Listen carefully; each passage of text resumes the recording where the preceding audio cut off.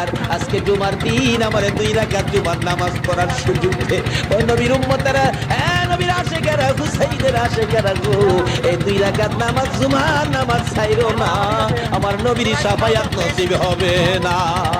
রক্তে লাল হইয়া যদি হুসাইন 2 রাকাত জুমার নামাজ পড়তে পারে গো, আজকাল থেকে কথা দিতে হবে জীবনে কোনোদিন জুমার নামাজ ছাড়তে পারবা না। জুমার নামাজ আদায় করতে সময়টুকুন দিলে নামাজ শুরু করে দিলেন, রুকু সিজদার কাজ শেষ করে তাশাহুদে বসে সালাম ফিরানোর আগ পর্যন্ত কাছাকাছি বসে বসে এই জিনিস শূন্য না। নামাজের ভিতরে প্রত্যক্ষদর্শীরা বলেন এক একটা করে তীর মারে হুসাইনের গায়ে। ডান দিক দিয়ে যদি তীরটা মারত, বাম দিক দিয়ে বেরিয়ে যাইত, সামনে দিয়া মারলে পিছন দিয়ে বেরিয়ে যায়, এই কিসিমের তীর গো। নামাজের ভিতরে 72টা তীর লাগাইছে।